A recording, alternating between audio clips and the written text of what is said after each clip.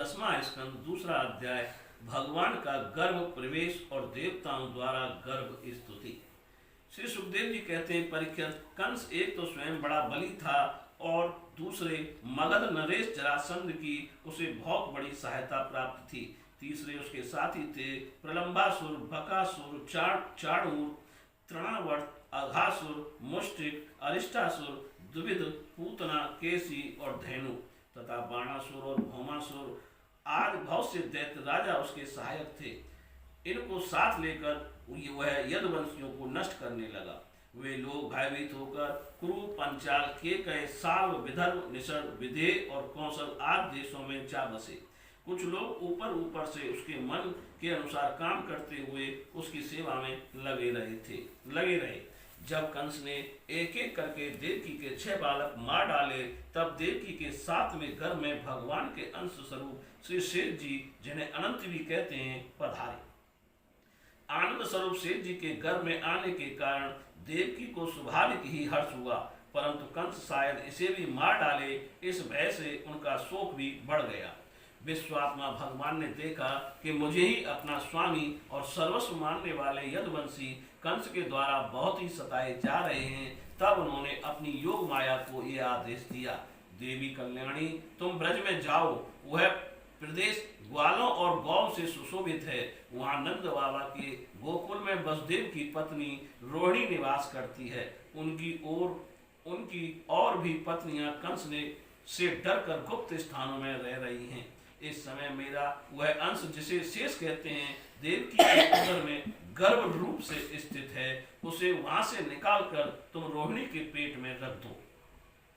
कल्याणी, अब मैं अपने समस्त ज्ञान बल आदि अंशों के साथ देवकी का पुत्र बनूंगा और तुम नंद बाबा की पत्नी यशोदा के गर्भ से जन्म लेना। तुम लोगों को मुंह मांगे वरदान देने में समर्थ होंगी। मनुष्य तुम्हें अपनी समस्त अभिलाषाओं को पूर्ण करने वाली जानकर धूप, दीप, नैवेद्य एवं अन्य प्रकार की सामग्री से तुम्हारी पूजा करेंगे।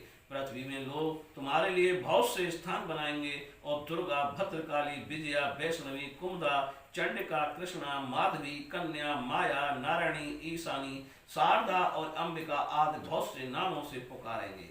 देवकी के गर्भ से खींचे जाने के कारण शेष जी को लोग संसार में संकर्षण कहेंगे, लोक रंजन करने के कारण राम कहेंगे और बलवानों में श्रेष्ठ होने के कारण बलभद्र भी कहेंगे। जब भगवान ने इस प्रकार आदेश दिया, तब योग माया ने जो आज्ञा कहकर ऐसा कहकर उनकी बात शिरोधार्य की और उनकी परिक्रमा करके वे पृथ्वी लोक में चले गए तथा भगवान ने जैसा कहा था वैसे ही किया। जब योग माया ने देवकी का गर्भ ले जाकर रोहिणी के उदर में रख दिया, तब पूर्ववासी बड़े दुख के साथ आपस में कहने लगे, हाय बेचारी देवकी का ये गर्भ तो नष्ट ही हो गया।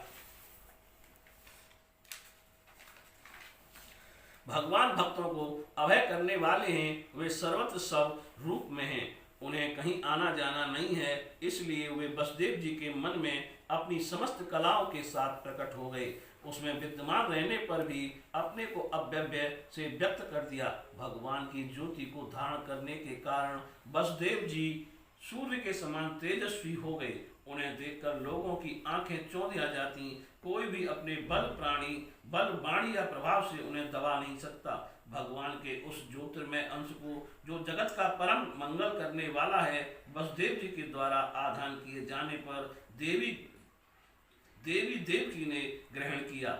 जैसे पूर्व दिशा चंद्रदेव को धारण करती है, वैसे ही शुद्ध सत्व से संपन्न देवी देवकी ने विशुद्ध मन से सर्वात्मा एवं आत्मस्वरूप भगवान को धारण किया। भगवान सारे जगत के निवास स्थान है। देवकी उनका भी निवास स्थान बन गई, परंतु घड़े आदि के भीतर बंद किए हुए दीपक का और अपनी विद्या दूसरे को न देने वाले ज्ञान खल की श्रेष्ठ विद्या का प्रकाश जैसे चारों ओर नहीं फैलता, वैसे ही कंस के कारागार में बंद देव की भी उतनी शोभा नहीं हुई। देवकी के गर्भ में भगवान विराजमान हो गए थे। उसके मुख पर पवित्र मुस्कान थी और उसके शरीर की कांति से बंदी ग्रह जगमगाने लगा था। जब कंस ने उसे देखा, तब वह मन ही मन कहने लगा, अब की बार मेरे प्राणों के ग्राहक विष्णु ने इसके गर्भ में अवश्य ही प्रवेश किया है, क्योंकि इसके पहले देवकी कभी ऐसी न थी।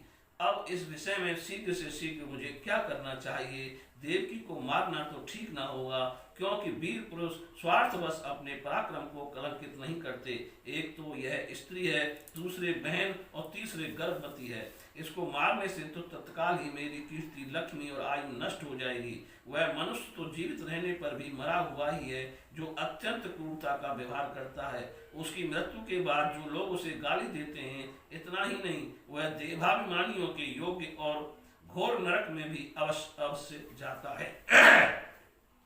यद्यपि कंस देवकी को मार सकता था, किंतु स्वयं ही वह इस अत्यंत क्रूरता के विचारों से निवृत्त हो गया। अब भगवान के प्रति दृढ़ बैर का भाव मन में गांठ कर उसके जन्म की प्रतीक्षा करने लगा। वह उठते बैठते, खाते पीते, सोते जागते और चलते फिरते सर्वदा ही श्री कृष्ण के चिंतन में लगा रहता। जहाँ उसकी आंख पड़ती, जहाँ कुछ खड़का होता, वहां उसे श्री कृष्ण दिख जाते। इस प्रकार उसे सारा जगत ही श्री कृष्ण में दिखने लगा। परीक्षित भगवान शंकर और ब्रह्मा जी कंस के कैद खाने में आए। उनके साथ अपने अनुचरों के सहित समस्त देवता और नारद आदि ऋषि भी थे। वे लोग सुमधुर वचनों से सबकी अभिलाषा पूर्ण करने वाले श्री हरि की इस प्रकार स्तुति करने लगे। प्रभु, आप सत्संकल्प हैं, सत्य ही आपकी प्राप्ति का श्रेष्ठ साधन है। सृष्टि के पूर्व, प्रलय के पश्चात और संसार की स्थिति के समय इन असत्य अवस्थाओं में भी आप सत्य हैं। पृथ्वी, जल, तेज, वायु और आकाश, इन 5 दृश्यमान सत्यों के आप ही कारण हैं और उनमें अंतर्यामी रूप से विराजमान भी हैं। आप इस दृश्यमान जगत के परमार्थ स्वस्थ स्वरूप हैं। आप ही मधुर वाणी और समदर्शन के प्रवर्तक हैं। भगवान, आप तो बस सत्य स्वरूप ही हैं। हम सब आपकी शरण में आए हैं। यह संसार क्या है? एक सनातन वृक्ष, इस वृक्ष का आश्रय है एक प्रकृति, इसके 2 फल हैं, सुख और दुख। 3 जड़ें हैं, सत्व, रज और तम। 4 रस हैं, धर्म, अर्थ, काम और मोक्ष। इसके जानने के 5 प्रकार हैं, स्रोत, त्वचा, नेत्र, रसना और नासिका। इसके 6 स्वभाव हैं, पैदा होना, रहना, बढ़ना, बदलना, घटना और नष्ट हो जाना। इस वृक्ष की छाल हैं 7 धातुएं, रस, रुधिर, मांस, मेद, अस्थि, मज्जा और शुक्र। 8 शाखाएं हैं, 5 महाभूत, मन, बुद्धि और अहंकार। इसमें मुख आदि 9 द्वार खोकड़ हैं, प्राण, अपान, व्यान, उदान, समान, नाग, कूर्म, क्रकल, देवदत्त और धनंजय। ये 10 प्राण ही इसके 10 पत्ते हैं। इस संसार रूप वृक्ष पर 2 पक्षी हैं, जीव और ईश्वर। इस संसार रूप वृक्ष की उत्पत्ति के आधार एकमात्र आप ही हैं। आप में ही इसका प्रलय होता है और आपके ही अनुग्रह से इसकी रक्षा भी होती है। जिनका चित्त आपकी माया से आवृत हो रहा है, इस सत्य को समझने की शक्ति खो बैठा है, वे ही उत्पत्ति, स्थिति और प्रलय करने वाले ब्रह्मादि देवताओं को अनेक देखते हैं। यह तत्व ज्ञानी पुरुष तो सबके रूप में केवल आपका ही दर्शन करते हैं। आप ज्ञान स्वरूप आत्मा हैं, चराचर जगत के कल्याण के लिए ही अनेकों रूप धारण करते हैं। आपके वे रूप विशुद्ध, अप्राकृतिक, सत्वमय होते हैं और संत पुरुषों को बहुत सुख देते हैं। साथ ही दुष्टों को उनकी दुष्टता का दंड भी देते हैं, उनके लिए अमंगल भी होते हैं। कमल के समान कोमल अनुग्रह भरे नेत्रों वाले प्रभु, कुछ बिरले लोग ही आपके समस्त पदार्थों और प्राणियों के आश्रय स्वरूप रूप में पूर्ण एकाग्रता से अपना चित्त लगा पाते हैं और आपके चरण कमल रूपी जहाज का आश्रय लेकर इस संसार सागर को बछड़े के खुर के गड्ढे के समान अनायास ही पार कर जाते हैं। क्यों ना हो, अब तक के संतों ने इसी जहाज से संसार सागर को पार जो किया है। परम प्रकाश स्वरूप परमात्मा आपके भक्तजन सारे जगत के निष्कपट, प्रेमी, सच्चे, हितैषी होते हैं। वे स्वयं तो इस भयंकर और कष्ट से पार करने योग्य संसार सागर को पार कर ही जाते हैं, किंतु औरों के कल्याण के लिए भी वे यहाँ आपके चरण कमलों की नौका स्थापित कर जाते हैं। वास्तव में सत्पुरुषों पर आपकी महान कृपा है, इसके लिए आप अनुग्रह स्वरूप ही हैं। कमल नयन, जो लोग आपके चरण कमलों की शरण नहीं लेते तथा आपके प्रति भक्ति भाव से रहित होने के कारण जिनकी बुद्धि भी शुद्ध नहीं है, वे अपने को झूठ मूठ मुक्त मानते हैं। वास्तव में तो वे बद्ध ही हैं। वे यदि बड़ी तपस्या और साधना का कष्ट उठाकर किसी प्रकार ऊंचे से ऊंचे पद पर भी पहुंच जाएं तो भी वहां से नीचे गिर जाते हैं। परंतु भगवान, जो आपके अपने निज जन हैं, जिन्होंने आपके चरणों में अपनी सच्ची प्रीति जोड़ रखी है, वे कभी उन ज्ञान भिमानियों की भांति अपने साधन मार्ग से गिरते नहीं। प्रभु, वे बड़े बड़े विघ्न डालने वालों की सेना के सरदारों के सिर पर पैर रखकर निर्भय विचरते हैं। कोई भी विघ्न उनके मार्ग में रुकावट नहीं डाल सकते, क्योंकि उनके रक्षक आप जो हैं। आप संसार की स्थिति के लिए समस्त देहधारियों को परम कल्याण प्रदान करने वाला विशुद्ध सत्वमय सच्चिदानंदमय परम दिव्य मंगल विग्रह प्रकट करते हैं। उस रूप के प्रकट होने से ही आपके भक्त वेद कर्म कांड अष्टांग योग तपस्या और समाधि के द्वारा आपकी आराधना करते हैं। बिना किसी आश्रय के वे किसकी आराधना करेंगे? प्रभु, आप सबके विधाता हैं। यदि आपका ये विशुद्ध सत्वमय निज स्वरूप ना हो तो अज्ञान और उसके द्वारा होने वाले भेदभाव को नष्ट करने वाला अपरोक्ष ज्ञान ही किसी को ना हो। जगत में दिखने वाले तीनों गुण आपके हैं और आपके द्वारा ही प्रकाशित होते हैं, यह सत्य है। परंतु इन गुणों की प्रकाशक वृत्तियों से आपके स्वरूप का केवल अनुमान ही होता है, वास्तविक स्वरूप का साक्षात्कार नहीं होता। आपके स्वरूप का साक्षात्कार तो आपके इस विशुद्ध सत्वमय स्वरूप की सेवा करने पर आपकी कृपा से ही होता है।